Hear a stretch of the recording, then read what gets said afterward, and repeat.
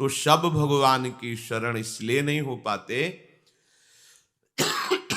कामना के द्वारा उनका ज्ञान अपहृत हो गया है और वो भगवान को भी एक अच्छा मनुष्य भर मानते हैं। हाँ, थोड़ा सा बलशाली, थोड़ा सा बुद्धिमान, ये नहीं जान पाते कि ईश्वरों के ईश्वर हैं। भला कोई बलशाली व्यक्ति ऐसा कैसे कर सकता है?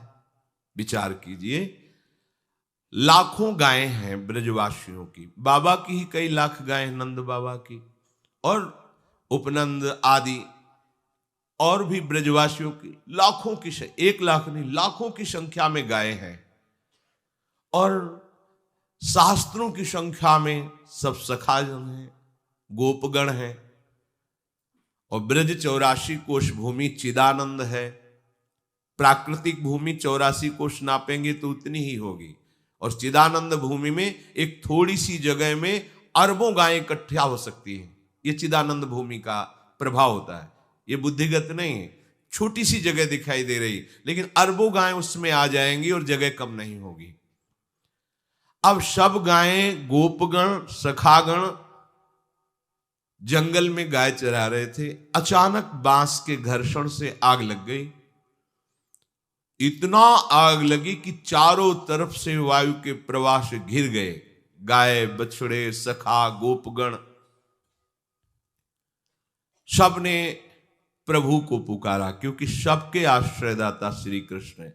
हे कृष्ण, हम इस दावानल से भस्म हो रहे हैं, आप केवल आप ही बचा सकते हो। बड़ी बड़ी लपटें जंगल में और वायु के प्रवाह से चारों ओर से आग दौड़ती आ रही। भगवान ने एक शब्द कहा, तुम सब अपनी आंख मूंद लो। आंख मूंद लिया, बस अपने मुंह में पी गए सारी आग, ऐसे कि पूरी आग मुख में आ गई। ब्राह्मणोष मुखमासीद, जो भगवान के मुख से ब्रह्म रूप वेद प्रकट हुए, ब्रह्म भाव से युक्त ब्रह्म ऋषि प्रकट हुए, वहीं भगवान के मुख से अग्नि का भी प्रादुर्भाव है। मानो भगवान ने अग्नि के प्रादुर्भाव स्थान में स्थापित कर दिया, ऐसे किया, मुख में अग्नि आ गई। ये कोई व्यक्ति कर सकता है? भगवान अग्निदेव प्रचंड रूप दावानल के रूप में है और एक क्षण में 9 किशोर अवस्था वाले प्रभु श्री कृष्ण उस अग्नि को पी गए। देखा कि शांत एकदम अग्नि, सब सखागण। एक बार ऐसे और मुंजा टवी में आग लग गई, मूंज के वन में। सबने पुकारा, भगवान ने कहा आंख मूंद लो, घबराओ मत। दूसरे ही क्षण में सबने देखा वंशीवट की छाया में विराजमान है। योग माया अचिंत शक्ति संपन्न है, जो भगवान की एक शक्ति है, ऐसे अनंत शक्तियों से संपन्न भगवान है। काली देह का एक बूंद पानी भी कोई पी ले तो तत्काल मर जाएगा, ऐसा विषैला जल था। बहुत बलशाली कालिया नाग अपने परिवार सहित रहता था। भगवान ने देखा कि प्यास से पीड़ित होकर के गोपगण और गौवें, बछड़े सब जल पिए मर गए। जल का ऐसा प्रभाव विषैला था। इतना वर्णन है कि ऊपर से अगर पक्षी निकल जाए तो मरकर नीचे गिर जाता था। ऐसी विषैली धूम निकलती थी काली देह से, क्योंकि कालिया नाग बहुत बड़ा विषधारी था। गरुड़ से टक्कर लेने की सामर्थ्य रखता था, पर उनके पंखों के प्रहार से भागकर यहां आया था और जानता था कि यहां गरुड़ का प्रवेश नहीं है, इसलिए काली देह में निश्चिंत होकर रहता था। यदि हमारे प्रभु मनुष्य हैं तो जरा देखिए, कूद गए काली देह में। एक बूंद पानी किसी भी व्यक्ति को मार सकता, चाहे जितना बलशाली हो। और जा करके सब इस लीला को जानते हैं, ललकारा कालिया को। कालिया ने जो ही देखा, हमारे वास स्थान पर आकर कोई ऐसे स्वतंत्र जलकेली कर सकता है, हमें ललकार सकता है, नागपाश में बांध लिया। ये नागपाश ऐसा भयानक है कि प्रतिक्षण मृत्यु जनित कष्ट देते हुए उसे मार देता है, हर नस नाड़ी को चूर चूर कर देता है। पर अमित बलशाली भगवान श्री कृष्ण के शरीर में उसी को पीड़ा होने लगी, नागपाश छोड़ करके खड़ा हो गया और विचार करने लगा, आज तक तो कोई ऐसा नहीं जो मेरे नागपाश में बंद कर भी बलशाली बना रहे, लेकिन यहां तो मेरा ही नागपाश मुझे ही कष्ट देने लगा। फटने लगा उसका शरीर जैसे ही भगवान को जकड़ने की कोशिश की। भगवान उसके फणों पर ऐसे हाथ रखकर छलांग मारी और ऊपर उसके सिर पर जाकर के नृत्य करने लगे। देवता गंधर्व जो संगीत विशारद जन है सुंदर संगीत बजाने लगे। नटवर नागर उनके फणों पर नृत्य कर रहे। जो फण नहीं झुकाता रौन देते अमित बलशाली श्री कृष्ण। अब विष की जगह खून निकलने लगा, प्राण व्याकुल हो गए।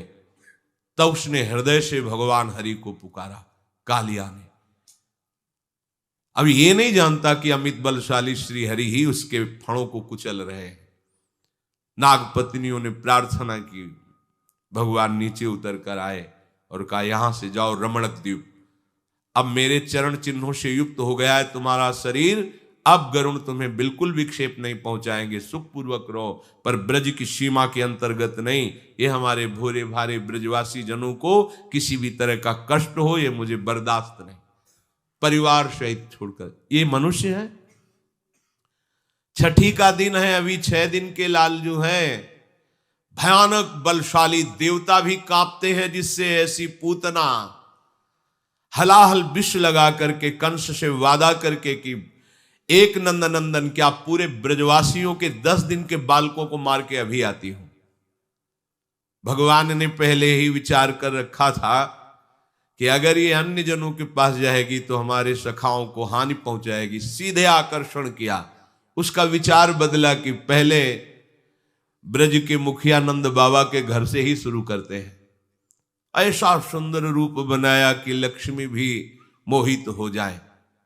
यशोदा मैया रोहिणी जी ने देखा कि लगता है साक्षात सौंदर्य समुद्र लक्ष्मी जी आ रही हैं, क्योंकि हमारे घर लालजू पधारे हैं, तो बड़ी कृपा हुई, ये आशीर्वाद। कोई कुछ उसको टोका नहीं, इतना सुंदर रूप बनाया। और सीधे इशारे से पूछा, कहां है लालजू? इशारा कर दिया। लालजू ने आंख मूंद ली। आज छठी का दिन है और हमें जहर पिलाने आ रही है।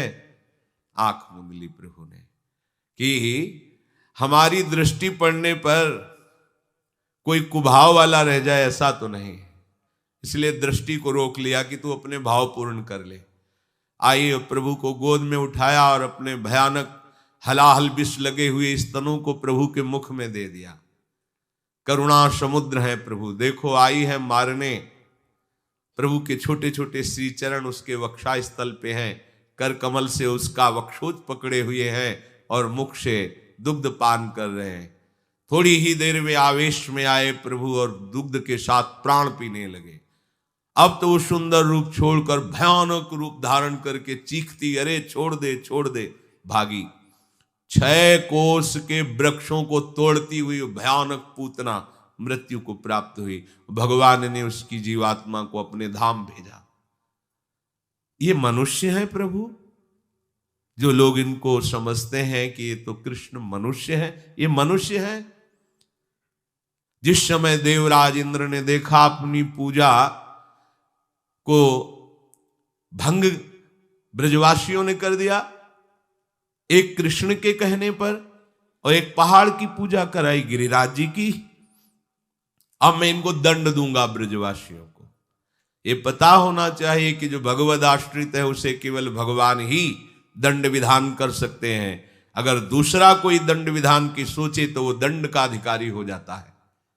भगवत दास को केवल भगवान ही सुधारने के लिए ऐसा विधान रच सकते हैं। त्रिभुवन में किसी की ताकत नहीं कि जो हरि आश्रित हो उसके ऊपर अपना दंड विधान लागू कर दे।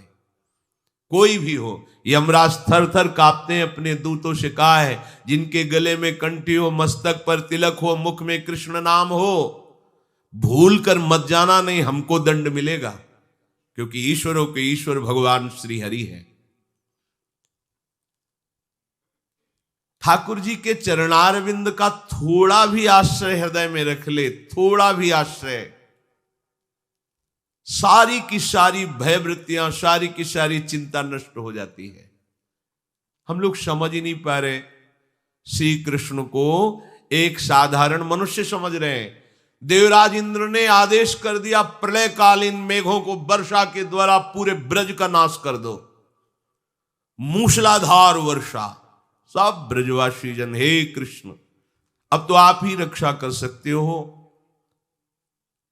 21 किलोमीटर के गिरिराज महाराज खेल खेल में ऐसे उठा लिया, ऐसे 7 दिन 7 रात्रि तक ऐसे संपूर्ण ब्रजवासियों को सुखपूर्वक अपने दर्शन से ऐसा अमृत बरसा रहे थे। न किसी को भूख लगी, न किसी को प्यास लगा, न किसी को किसी भी तरह की अन्य क्रियाएं करने की सोच, लघु शंक, किसी को कुछ। सब मंत्र मुग्ध श्री कृष्ण रूप में खोए हुए हैं, मानो सब समाधि भाव को प्राप्त है। और आश्चर्य, चारों तरफ श्री कृष्ण को सब ब्रजवासी जन घेरे हुए हैं और सबके सन्मुख प्रभु हैं। अगर चारों तरफ कोई, तो एक दिशा में ही तो प्रभु का मुख होगा, पर ऐसा नहीं, संपूर्ण ब्रजवासियों को श्री कृष्ण अपने सामने दिखाई दे रहे हैं, उनकी रूप माधुरी का पान करते हुए 7 दिन तक न किसी को भूख, न प्यास, न निद्रा, न कोई अन्य क्रिया की आवेग, सब रूप माधुरी में डूबे हुए। ऊपर से वर्षा, एक बूंद पानी गिरिराज जी के नीचे नहीं गया। हार गया देवराज इंद्र आकर चरणों में। ये मनुष्य है श्री कृष्ण, विचार करो। बड़े बड़े ऋषि मुनियों ने तपस्या करके भगवान को अपने प्रीतम रूप में चाहा, वेद की ऋचाएं प्रीतम रूप से भजी, वही आके गोपियां बनी और उन्हीं गोपियों को गलवैया देकर प्रभु वन विहार रास विहार। ये श्री कृष्ण मनुष्य है, इनकी मनुष्यकृत लीला है।